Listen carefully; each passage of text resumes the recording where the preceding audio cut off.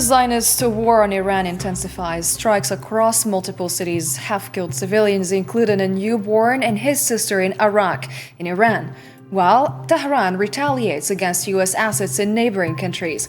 Oil prices spike, shipping through the Strait of Hormuz is still disrupted, and millions are displaced. The Zionist entity claims it killed Iran's security chief. It was later on confirmed in a relentless campaign against Tehran's leadership. Meanwhile, Washington is under pressure. President Donald Trump criticizes allies, and a counterterrorism chief resigns over the war in the U.S. Tonight, we break down the latest escalation and its consequences across the Middle East.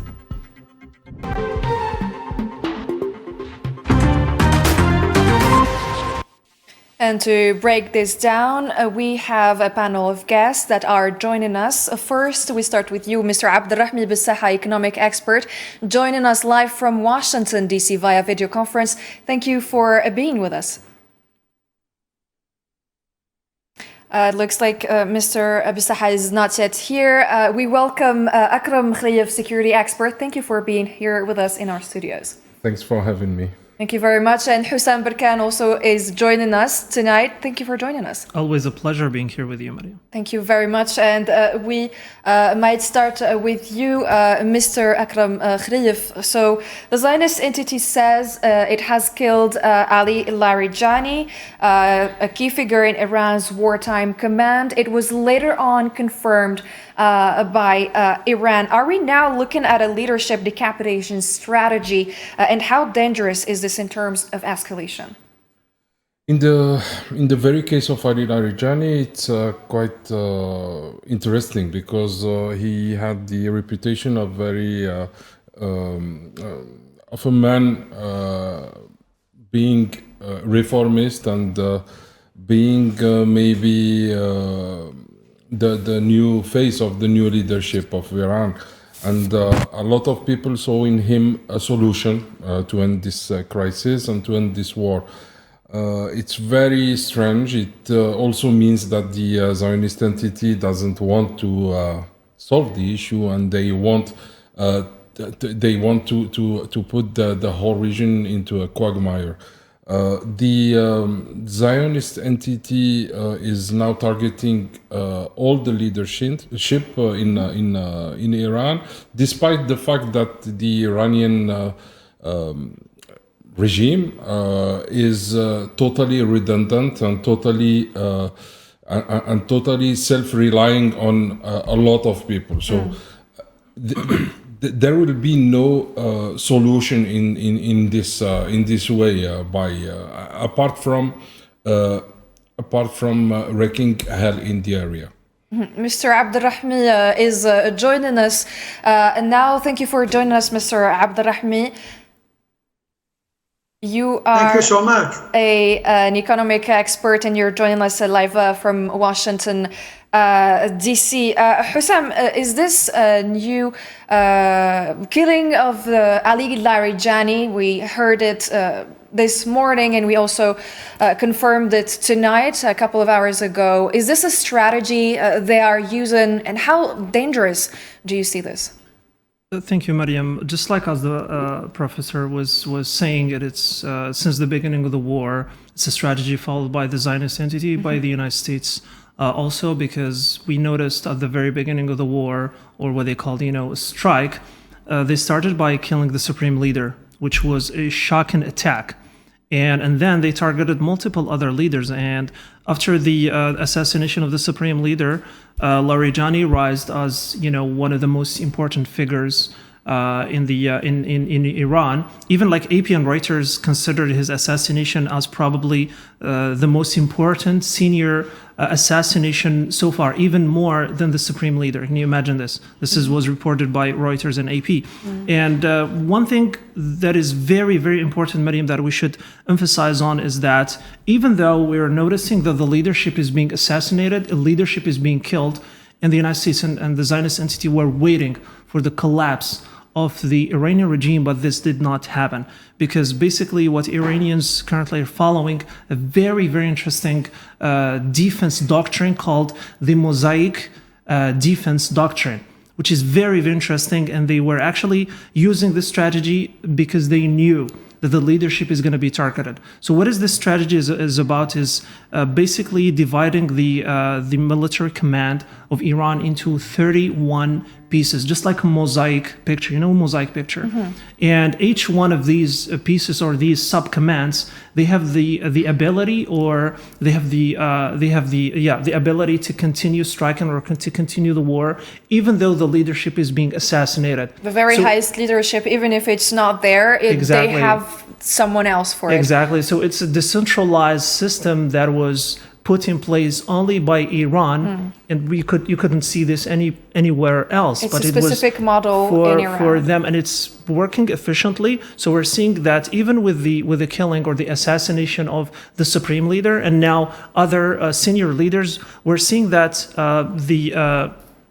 their military, their retaliation is continuing, and it's thanks to this system put in place, which is called the mosaic defense doctrine. That is, of course, as I said, it's showing efficiency in the field. But going back to the assassination of Larijani, I think it's very, very important. Not only this, but there was another assassination of the Basij commander, Ghulam Reza Soleimani. Mm-hmm. Both of them were killed, which is, a strategy followed by the Zionist entity and by the United States, thinking that by killing these senior leaders, the regime is going to collapse. But we're noticing that this is not what is happening right now. This is not the case for now. Mr. Bissaha Abdurrahmi, when escalation reaches this level, how quickly do markets and energy prices react, even before any actual supply disruption? The market reacted immediately because, as you can see, we are in an era of integrated financial markets, and of course, financial markets, because of the financialization of the commodities, including the oil prices. That's the first thing. You have the investors. The oil market is not dominated only by the producers, refiners, and the consumers. It's also dominated by investors who react very quickly to geopolitical shocks. And this is a major one.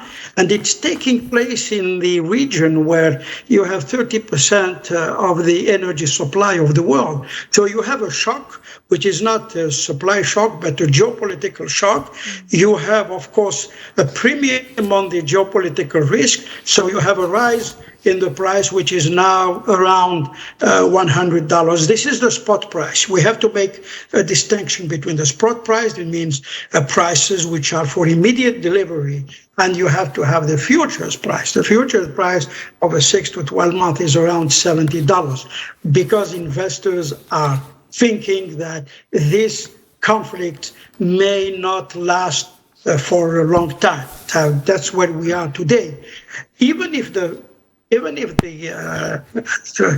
war lasts tomorrow, it's going to take about 3 months for a normalization, because some refineries are closed, some producers are stopping production because they don't have any storage facilities. So this is a major energy supply shock that has never been seen before. Energy supply shock that has never been seen before. Mr. Akram, we're seeing now strikes near highly sensitive zones. We have seen the U.S. Embassy area targeted in Baghdad. So how significant is this in the battlefield? It is. The Iranian army is targeting high-value targets in the whole area, basing their strategy on first targeting targets like radars, SAM systems, and all sensors that allows the Zionist entity to anticipate the strikes. And we can notice that the delay between the emergency calls and the strikes is getting shorter and shorter every day. And today we have even strikes that are unannounced and that comes in an instant to their targets in the Zionist state. So I think that we are in a stage where Iran is still degrading the defense capacity of the Zionist entity. They are going after the air force bases, the naval bases, and also all the U.S. support bases all across the area that allows Iran to prevent the U.S. ship to resupply in the area. So now the U.S. ships have to go to either Diego Garcia, 4,000 kilometers from there, or to reach out Cyprus or Greece to get resupplied by food and also by missiles. So it means that all these targeting efforts are highly are very, very intelligent, because they are preventing a quick reaction from the US, and they are degrading the capacity of USA and the Zionist state to resist to those attacks. I think that we are entering a new stage of this war, and this stage will probably be an attempt from Tehran to start desindustrialization of the Zionist state. So by targeting the Israeli defense industry and industry in general, ports, chemistry, hydrocarbons, and all the related industries. We have also seen there was a report by the Washington Post journal. They said that Iran has used Russian technology to strike. So they are using them in intelligence and technology. They're perhaps also being helped by other actors, and they're doing so far a good, sustainable job. It's been 18 days today. I think it's also, allow me to say that, I think it's also a racist bias from the American press that will never accept that a non-white country defend itself by itself, and the proof is that Iran was waiting for this war and preparing for this war since now more than 20 years. So, in my opinion, there's no clear help from foreign states. Iran is using their own experience and their own knowledge of the area to define which target to be addressed. We have seen such kind of information last week as well, and it looks like to me as an attempt every week to divert the opinion towards such kind of things. Mr. Besaha, back maybe to the economic aspect, we saw today that the dollar dropped. So when there's political uncertainty in Washington, we're talking about the U.S., how does this affect the global investor confidence and the market stability? Of course, you are in a very uncertain international context. So therefore, you have some, because of uncertainty, investment is taking a hit, especially when you have a possibility of a rise in inflation. Remember, we have barely beaten the inflation wave that arose in the mid-2021 when the world economy was open. So you have the rise in the price of oil to $100, of course, is going to unleash inflationary pressure. It's going to disturb the logistic, transportation, and all kinds of economic activities. So there's quite a lot of uncertainty, especially we don't have any kind of visibility to the end of this conflict. If this conflict will last more than 2-3 months, the price will keep rising. Although at this time, if the price has been around $100, it's because you have the release of some strategic reserves. However, this is just an expediency. It's not going to help the problem. The problem is the return to peace in the region that is supplying between 20 and 30% of oil and all the trade activity. We have seen some videos circulating of people complaining about the prices of oil in the U.S. So this is how far the conflict in the Middle East is going. Of course, you have the Trump administration has now a major political problem because 65% of the population is not supporting the war, and they are very hard hit at the pocket.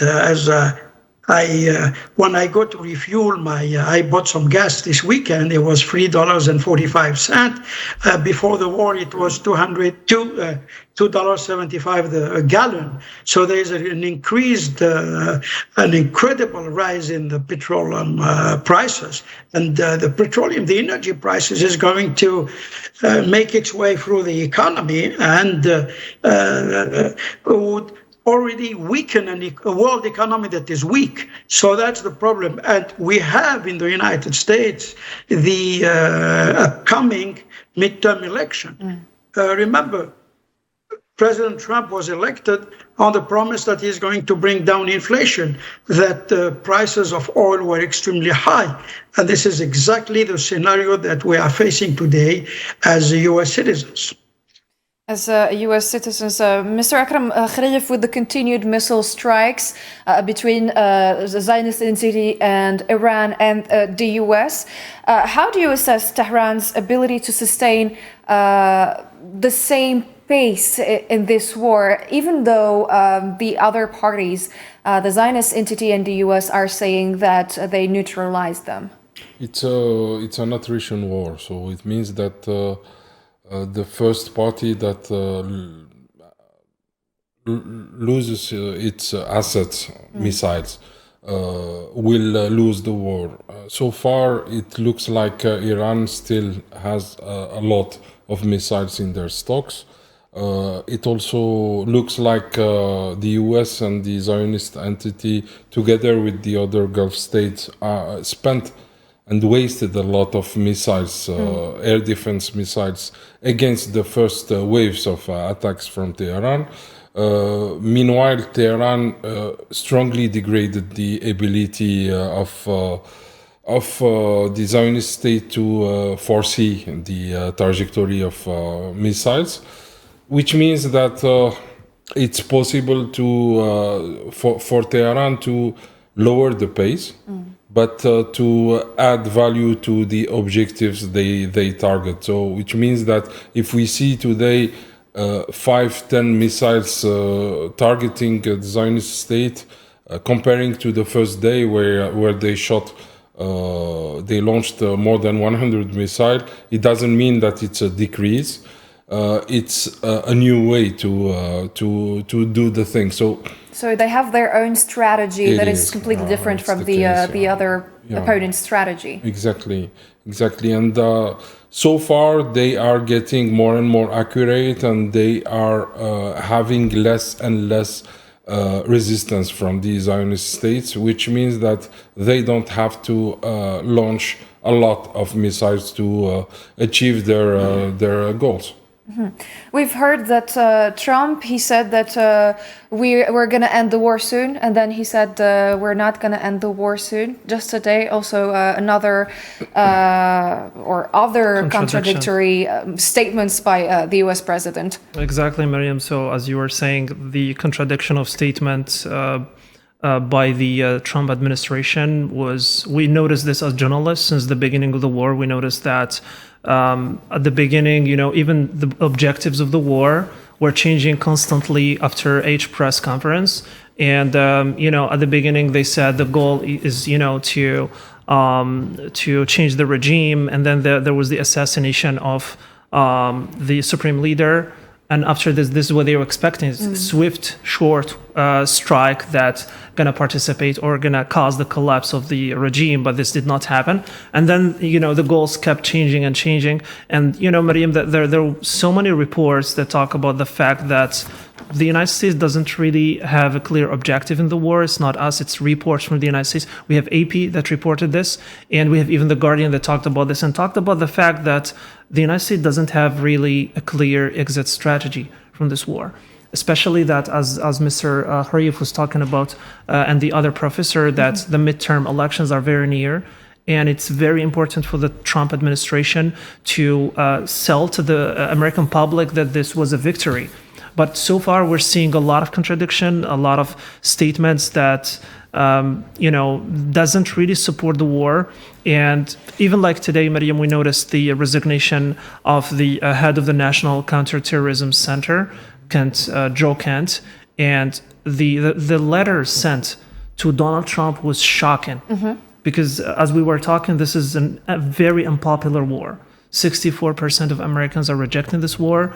And until now, there's this, contradiction in the statement of the Trump administration. And with the resignation of Joe Kent, the head of the National Counterterrorism Center, and can you imagine, Mariam, that the pretext or the explanation of his resignation was that there was no imminent threat to the United States, which was the very first statement issued by the Pentagon and by the White House, that there was an imminent attack to the United States. So there was the reason behind this war. But now we're seeing that the head of the National Counterterrorism saying the opposite. A senior official saying that there was no threat and that he's not agreeing to the war. Exactly. And it's like, it shows that there's fractures inside the Trump administration. And you talked about divisions inside the administration. And it's actually the argument that was used by the White House to attack Iran's regime. They were saying that it was fracture, the leadership is divided. But now we're noticing, according to reports by AP and Reuters, and even The Guardian talked about this, that the division actually is inside the White House. And even like we've seen today also the participation of the Vice President, J.D. Vance, who's known in the United States to be somebody who's against the war, and his posture or his opinion regarding the war of Iran, he was against it. And we did not see him recently, like in any press conference. We've been seeing only Donald Trump and the Secretary of State, Marco Rubio. But today we witnessed the presence of the Vice President, and there were multiple journalists that were asking the same question, like, Mr. Vice President, are you still against the war, or you with the war? And he did not really give any satisfying answer, because we know that it's an unpopular war and it's a war of choice. And there are multiple reports that talk about the fact that it's an Israel war and it's not the United States war, because like in the last recent months, there was the strategy, the security strategy of national security of the United States that was emphasizing on the Monroe Doctrine.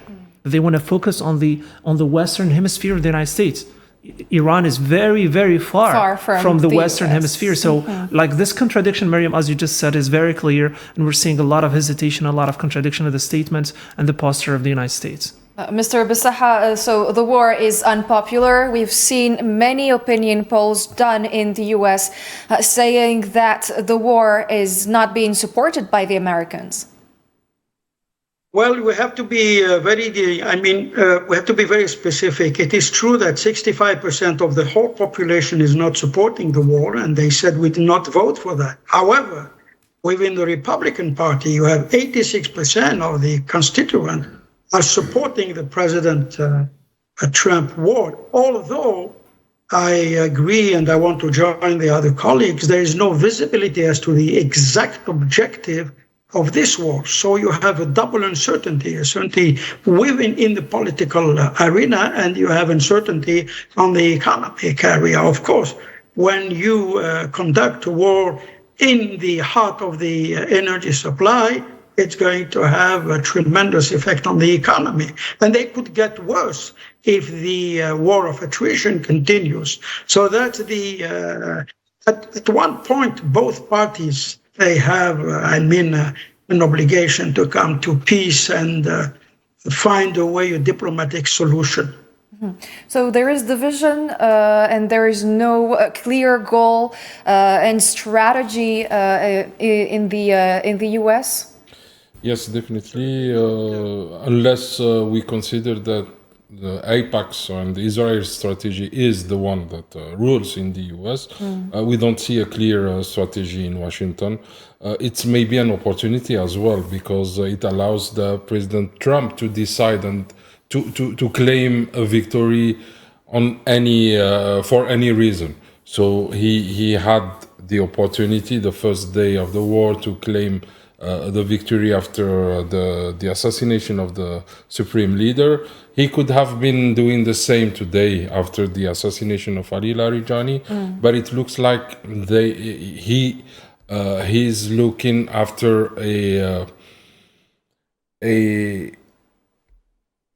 victory related to the oil and gas sector. So either a reopening of the Hormuz Strait, or maybe attacking the hydrocarbon infrastructure in Iran. President Donald Trump was seeking help from NATO countries, but then he criticized them because none of them agreed to join. So today he said NATO countries did a grave and foolish mistake after many of them refused to join the Strait of Hormuz. He thinks that starting a war without having the consent of its own population, own Senate, is something usual and something normal. And he, at the same moment, he doesn't agree when there's an opposition shown by the European countries. It's also a clear sign that European Union and the other NATO countries are not able militarily to conduct such kind of wars now, due to a lack of equipment, a lack of human resources as well. Don't forget that NATO is exhausted after 4 years of war in Ukraine. So it means that no country today in Europe or anywhere else will commit to such a risk, like escorting tankers within the Persian Gulf, or to attack Iran.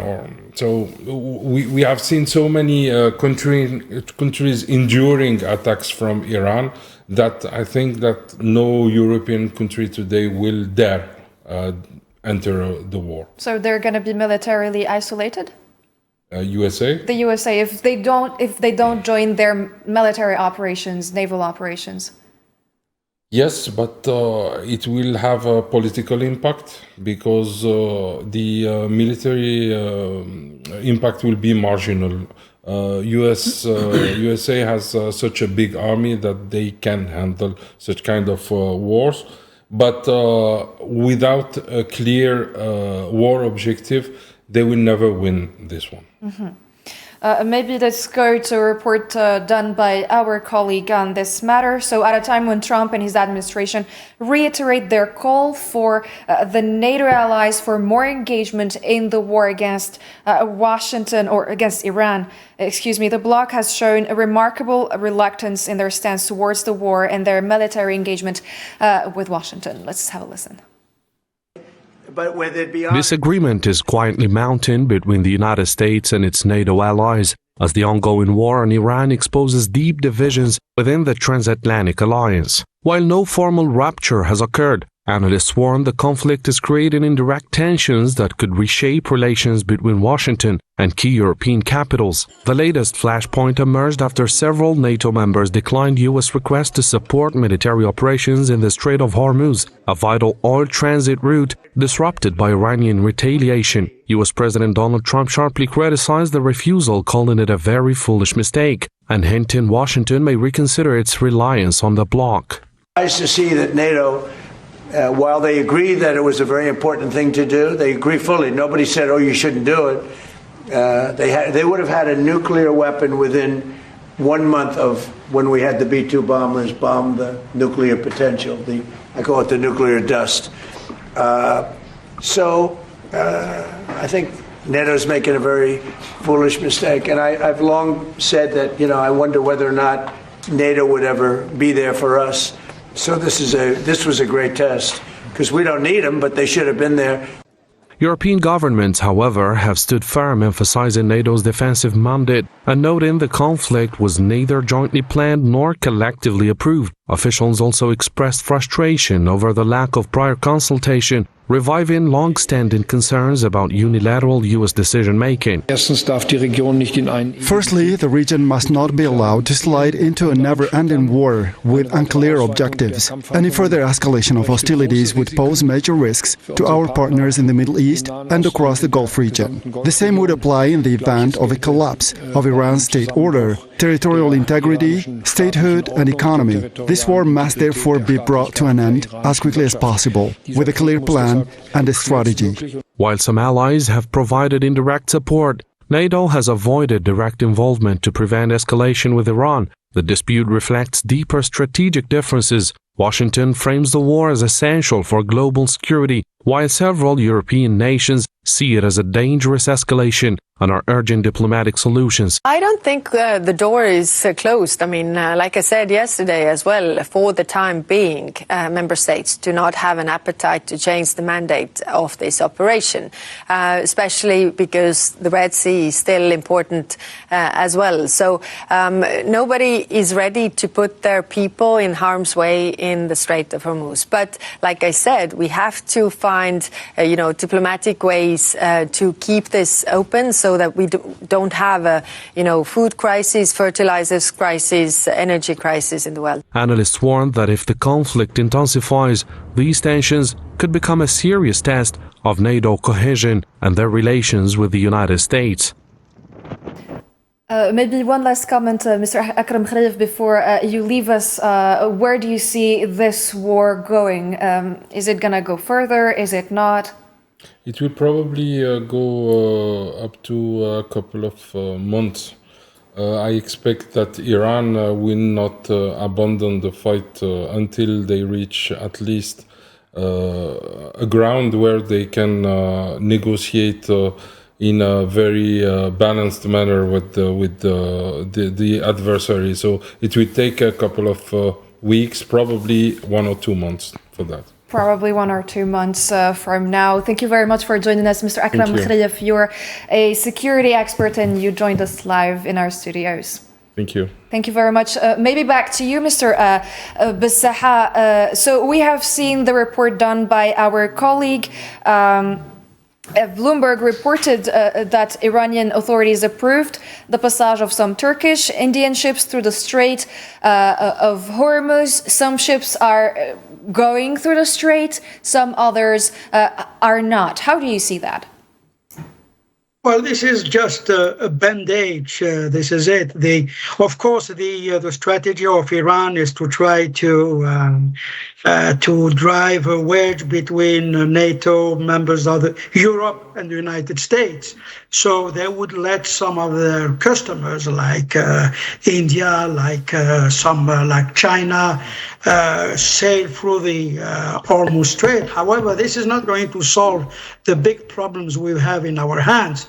The closure of this Strait of Hormuz, the closure of refineries, the closure of some oil fields are a major problem for the time being. And we don't see any kind of visibility. We don't have any visibility. We don't know how long this conflict could last, maybe until they reach the point of exhaustion. However, the cost in terms of economic cost will be bigger and bigger by the day. And this is why Europe doesn't want to be drawn in an armed conflict. Because remember, coming back out of the pandemic and coming back out of the Ukraine war, it has exhausted Europe. Europe has no energy, has lost its market in China, has lost the technological war. So Europe is in a very, very difficult situation at these days. My concern is that in terms of NATO, you might have a reaction from the United States saying, okay, we'll let you now deal with the Ukraine war. So everything is possible. But coming back to the economy, the more it lasts, the more the damages will be to the economy. So and Iran, we are... Mm-hmm. Yes. So Iran is really putting economic pressure as of now. The strategy of Iran is very simple. We are going to attack the U.S. asset. We are going to destabilize the Gulf countries. We are going to close the Hormuz Strait, and this is going to inflict a lot of damage to the world economy, which is already weak. So that's the strategy that seems to emerge from 18 days of war at this point. Is it going to succeed, diplomatically speaking? Is it going to succeed economically?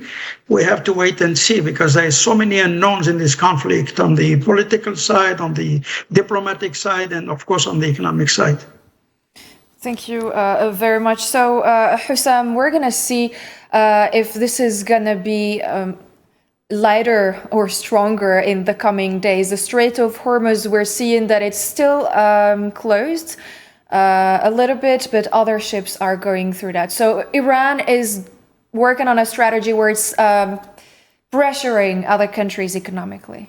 So Mariam, we should go back to the reports, and most of the reports and analysts now are talking about the fact that the Hormuz Strait is the most important card that Iran is playing so far, because this strait strategically is super important, not only in terms of energy, but it is a source of food for the Gulf countries.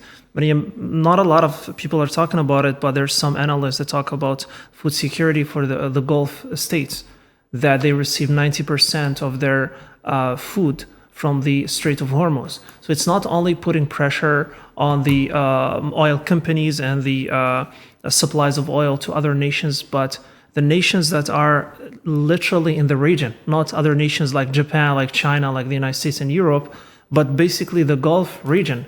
And there are multiple statements shared by AP and Reuters saying that Iran literally is asking the state regions to put pressure on their ally, the United States, that was supposed to be the protector of these nations, to put pressure on them to stop this war. So the Strait of Hormuz is so important, and is the most important card that is being played currently. Multiple analysts are saying this.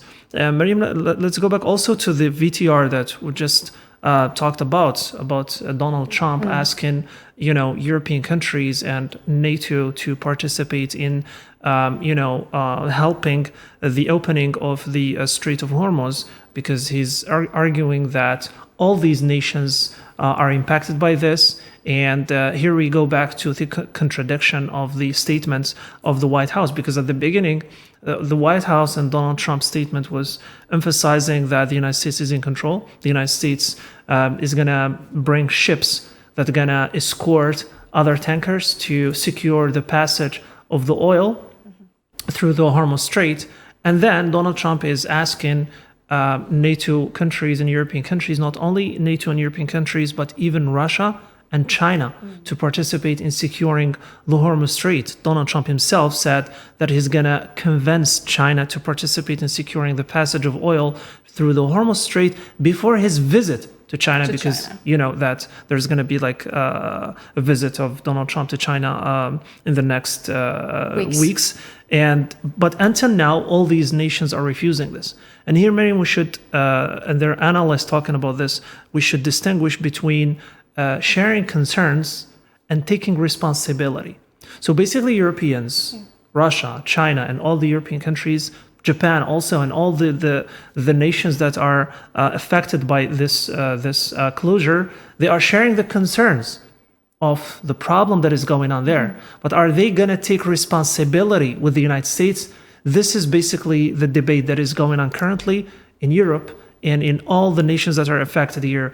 They are sharing the concerns that... We have heard Kaja Kallas saying that, yes, it affects everybody, but them participating is not possible. They're not going to take responsibility, and we've been talking all along the show that it's not a popular war. Not in the United States, 64%, not in Europe, not in the East, not China, not Russia. It's not a popular war because it's affecting everybody, and it's a war that the decision has been made after diplomatic negotiations and after like a breakthrough.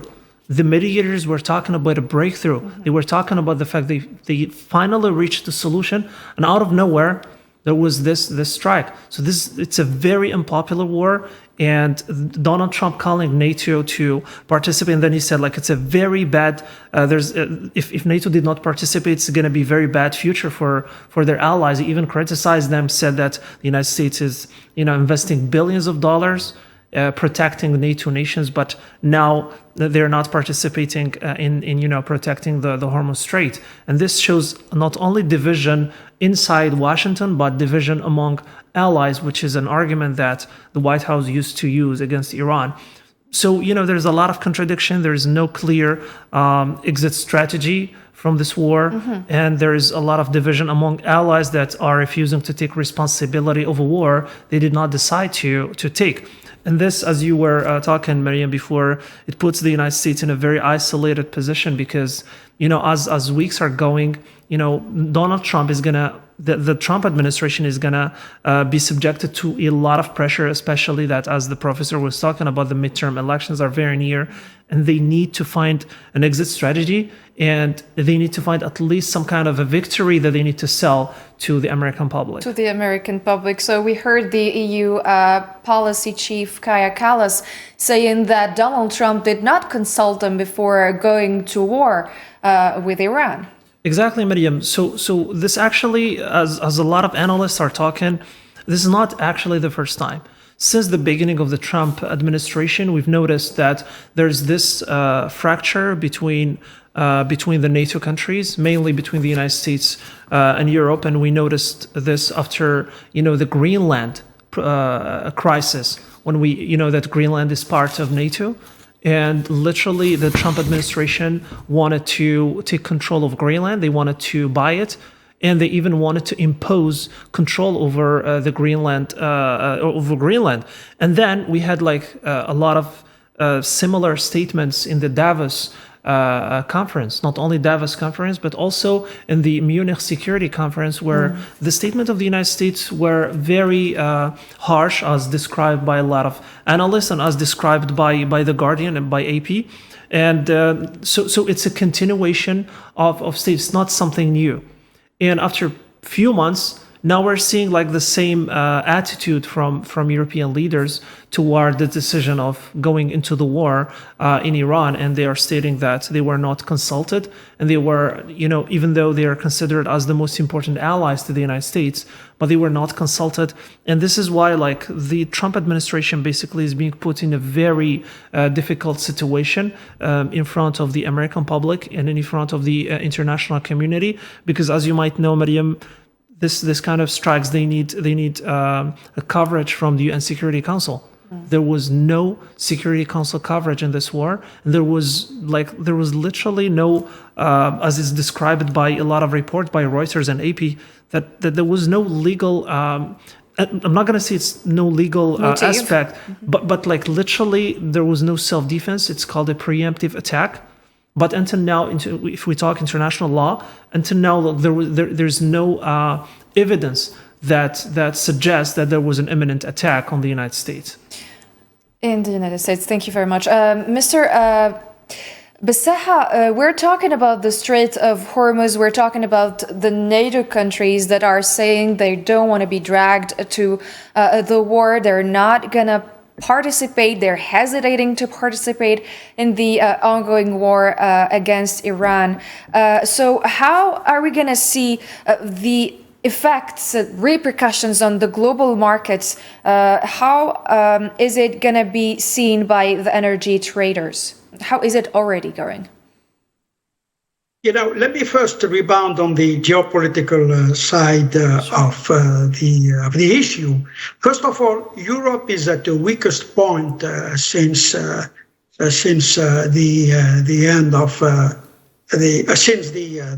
beginning of the Ukraine war. They don't want to get involved in the war, but at the same time, they cannot afford to have a diplomatic solution with Iran, because this will be counter the strategy of the United States. So as long as they are not on board with the US, or the US is not on board with Europe, Europe doesn't want to get involved in the war, but they cannot have a diplomatic solution to end the blockade of the Strait of Hormuz.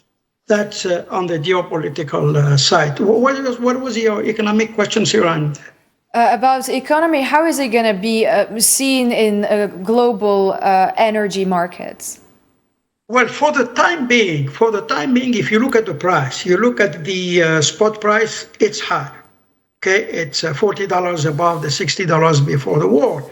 But if you look at the futures price, which means the delivery in 6 months to 1 month, they are around $60 to $70. So they are at a low range because investors are